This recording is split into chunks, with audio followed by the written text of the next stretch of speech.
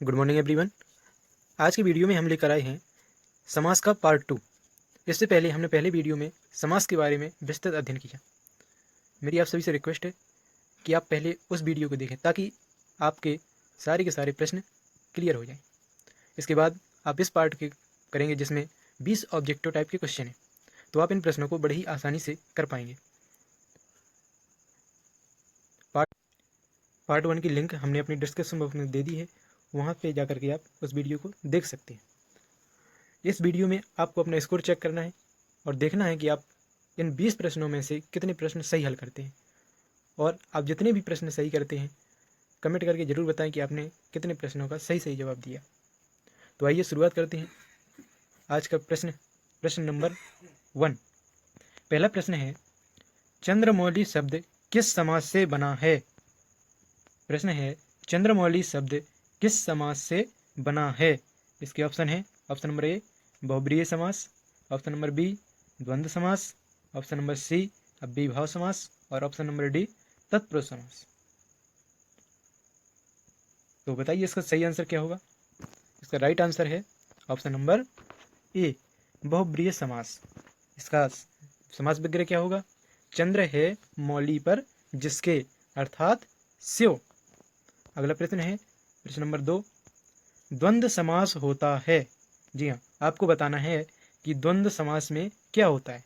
तो option number A में दिया है जिसका पूर्व पद प्रधान होता है, ऑप्शन नंबर बी में दिया है जिसके सभी पद प्रधान हो, ऑप्शन नंबर सी में जिसका दूसरा पद प्रधान हो, और ऑप्शन नंबर डी में दिया है उपयुक्त में से कोई नहीं।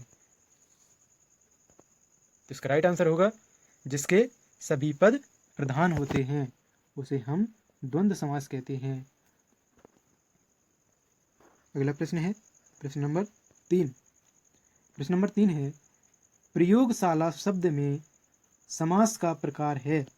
जी, आपको बताना है कि प्रयोगशाला शब्द में कौन सा समास है।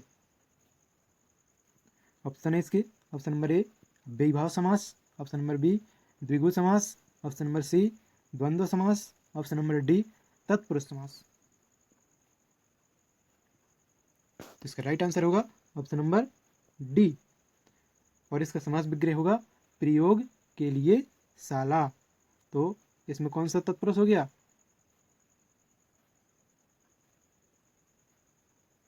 जल्दी से बताइए कौन सा तत्पुरुष होगा इसमें। जी हाँ, इसमें होगा संप्रदान तत्पुरुष, क्योंकि इसमें कौन सी चिन्ह का लोप है? के लिए।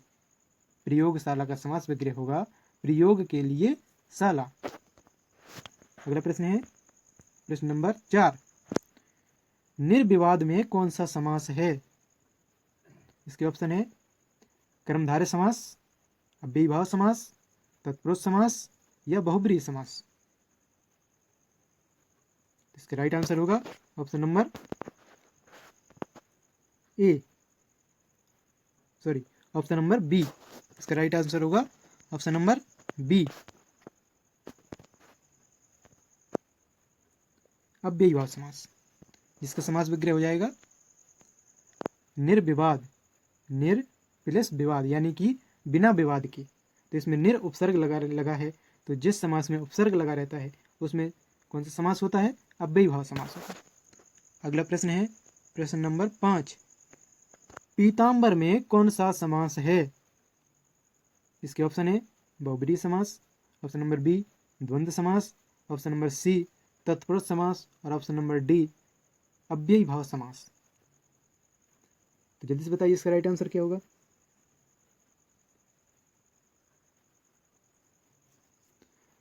जो यहाँ पर ये पीताम्बर दिया है इसमें कभी कभी बहुत ज़्यादा कन्फ्यूजन रहती है, लेकिन जब हिंदी में जब ये इसका इस तरीके का प्रश्न आएगा तो उसमें या तो जो उसके ऑप्शन होंगे या तो उसमें बहुब्रीहि समास दिया होगा या फिर कर्मधारय समास दिया होगा।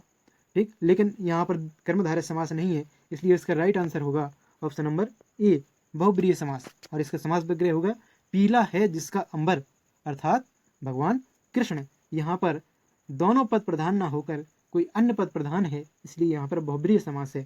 अगर कर्मधारय समास होता तो वहाँ पर इसका समास विग्रह हो जाएगा पीला अंबर, यानी पीले वस्त्र। अगला प्रश्न है प्रश्न नंबर 6। प्रतिदिन में समास है? इसके ऑप्शन है तत्पुरुष समास, ऑप्शन नंबर बी कर्मधारय समास, ऑप्शन नंबर सी अव्ययीभाव समास और ऑप्शन नंबर डी द्विगु समास। तो इसका राइट आंसर हो जाएगा ऑप्शन नंबर सी अव्ययीभाव समास और इसका समास विग्रह हो जाएगा दिन दिन। तो इसमें प्रति और प्लस दिन, तो इसमें प्रति उपसर्ग लगा है इसलिए यहाँ पर अव्ययीभाव समास हो जाएगा। अगला प्रश्न है प्रश्न नंबर 7, नवग्रह में समास है? नवग्रह में समास है, इसके ऑप्शन है ऑप्शन नंबर ए द्विगु समास, ऑप्शन नंबर बी द्वंद्व समास, ऑप्शन नंबर सी तत्पुरुष समास और ऑप्शन नंबर डी कर्मधारय समास। तो इसका राइट आंसर हो जाएगा ऑप्शन नंबर ए द्विगु समास। जिस समास का प्रथम पद संख्यावाचक होता है वहां पर द्विगु समास होता है। अगला प्रश्न है प्रश्न नंबर 6, कर्मधारय समास का उदाहरण है? इसके ऑप्शन है गगनचुंबी, पाठशाला, Prem Sagar, option number D Neelkanth. तो इसका राइट आंसर हो जाएगा ऑप्शन नंबर ए गगनचुंबी और इसका समास विग्रह हो जाएगा गगन को चूमने वाला, अर्थात गगन को चूमने वाला, मतलब कि यहाँ पर विशेषण और विशेष है, विशेष और विशेषण है, गगन को चूमने वाला। तो इसका राइट आंसर होगा ऑप्शन नंबर ए। अगला प्रश्न है प्रश्न नंबर 7, जितेंद्र में कौन सा समास है? इसके ऑप्शन है द्वंद्व समास, ऑप्शन नंबर बी द्विगु समास, ऑप्शन नंबर सी तत्पुरुष समास और ऑप्शन नंबर डी कर्मधारय समास। तो इसका राइट आंसर हो जाएगा ऑप्शन नंबर डी कर्मधारय समास और इसका विग्रह हो जाएगा जीत लिया है जिसने इंद्रियों को, मतलब कि ऐसी किसी व्यक्ति की विशेषता बता रहा है कि जिसने इंद्रियों को जीत लिया हो। तो जहाँ पर विशेषण और विशेष होता है वहाँ पर कौन सा समास होता है? कर्मधारय समास होता है। अगला प्रश्न है प्रश्न नंबर 8, चौराहा में कौन सा समास है? ऑप्शन है बहुब्रीहि समास, ऑप्शन नंबर बी कर्मधारय समास, ऑप्शन नंबर सी द्विगु समास और ऑप्शन नंबर डी में है तत्पुरुष समास। तो इसका राइट आंसर हो जाएगा ऑप्शन नंबर सी द्विगु समास। इसका प्रथम पद संख्यावाची है, 4 राहों का समूह। अगला प्रश्न है जीवन मुक्त में कौन सा समास है? तो इसका ऑप्शन है द्वंद्व समास, बहुब्रीहि समास, द्विगु समास और तत्पुरुष समास। इसका राइट आंसर हो जाएगा ऑप्शन नंबर डी तत्पुरुष समास और इसका समास विग्रह करेंगे तो हो जाएगा जीवन से मुक्ति। तो यहाँ पर कौन सा तत्पुरुष होगा? यहाँ पर कौन सा तत्पुरुष होगा? इसमें से व्यक्ति का लोप है, से चिन्ह का लोप है और कैसे किससे का? अलग होने के अर्थ में, पृथक होने, यानी कि जीवन से वो क्या हो रहा है? पृथक हो रहा है, अलग हो रहा है, इसलिए यहाँ पर कौन सा तत्पुरुष हो जाएगा? अपादान तत्पुरुष। अगला प्रश्न है प्रश्न नंबर 10, महात्मा शब्द में कौन सा समास है? ऑप्शन है ऑप्शन नंबर ए तत्पुरुष समास, ऑप्शन नंबर बी अव्ययीभाव समास, ऑप्शन नंबर सी कर्मधारय समास और ऑप्शन नंबर डी में है बहुब्रीहि समास। तो इसका राइट आंसर हो जाएगा ऑप्शन नंबर सी कर्मधारय समास। महान है जो आत्मा। अगला प्रश्न है प्रश्न नंबर 11, निम्नलिखित शब्दों में कर्मधारय समास का उदाहरण नहीं है। इसके प्रश्न ऑप्शन है ऑप्शन नंबर ए में है मामा, नीलकंठ और नीलगाय। तो इसका राइट आंसर हो जाएगा ऑप्शन नंबर ए मामा मामी। क्योंकि इस समास में दोनों पद प्रधान है इसलिए यहाँ पर द्वंद्व समास होगा। जहाँ पर दोनों पद प्रधान होते हैं वहाँ पर द्वंद्व समास होता है। इसमें बीच में योजक चिन्ह लगा होता है और शब्द छिपा रहता है बीच में, वहाँ पर द्वंद्व समास होता है। अगला प्रश्न है प्रश्न नंबर 12, देशार्पण में कौन सा समास है? इसके ऑप्शन है करण तत्पुरुष, संप्रदान तत्पुरुष, अपादान तत्पुरुष और कर्ता तत्पुरुष। इसका राइट आंसर हो जाएगा ऑप्शन नंबर बी संप्रदान तत्पुरुष। इसमें इस जो समस्त पद है देशार्पण, इसमें के लिए का लोप है और इसका समास विग्रह हो जाएगा देश के लिए अर्पण। अगला प्रश्न है प्रश्न नंबर 13।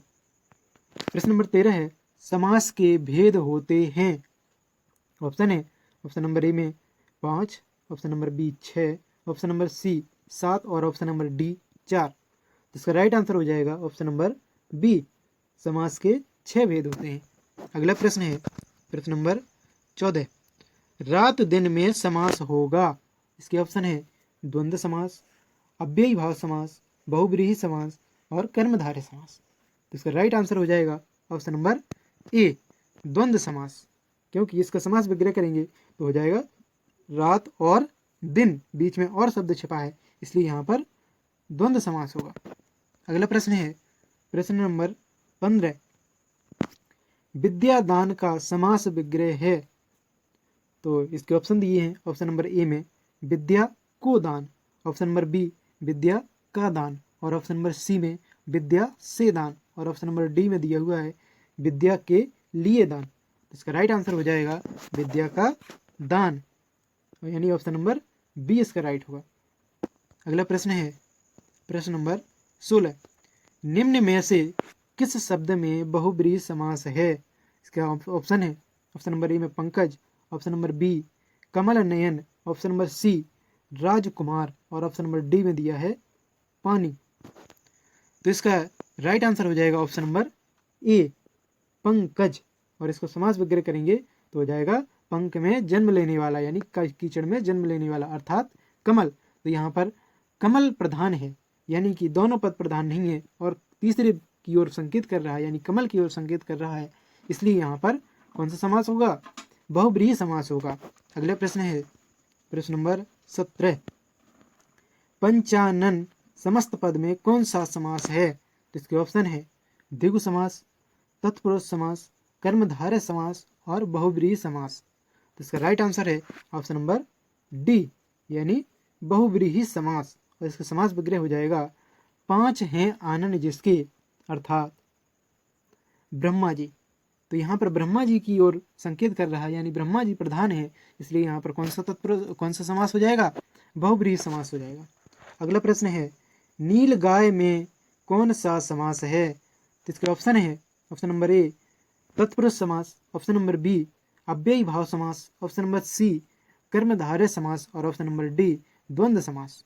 इसका राइट आंसर हो जाएगा ऑप्शन नंबर सी, कर्मधारय समास, और समास विग्रह इसका हो जाएगा नीली है जो गाय।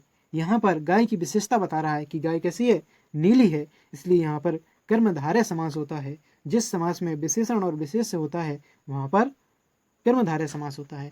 अगला प्रश्न है प्रश्न नंबर 19, तुलसी कृत में समास है। ऑप्शन है इसके अव्ययी भाव समास, ऑप्शन नंबर बी तत्पुरुष समास, ऑप्शन नंबर सी द्वंद्व समास और ऑप्शन नंबर डी बहुब्रीहि समास। तो इसका राइट आंसर हो जाएगा इसका तुलसी कृत, जब हम इसका समास विग्रह करेंगे तो हो जाएगा तुलसी द्वारा कृत। तो इसका राइट आंसर हो जाएगा ऑप्शन नंबर बी, यानी कि तत्पुरुष समास। अगला प्रश्न है प्रश्न नंबर 20, ऑप्शन नंबर 20 है बहुब्रीहि, ऑप्शन नंबर बी है रेखांकित में कौन सा समास है। इसका ऑप्शन है ऑप्शन नंबर ए अव्ययी भाव समास, ऑप्शन नंबर बी द्विगु समास और ऑप्शन नंबर सी द्वंद्व समास और ऑप्शन नंबर डी तत्पुरुष समास। इसका राइट आंसर हो जाएगा ऑप्शन नंबर डी। तो ये थे आज के 20 ऑब्जेक्टिव टाइप के प्रश्न। तो आपने इन 20 में से कितने सही किए हैं कमेंट बॉक्स में ज़रूर लिखिए, और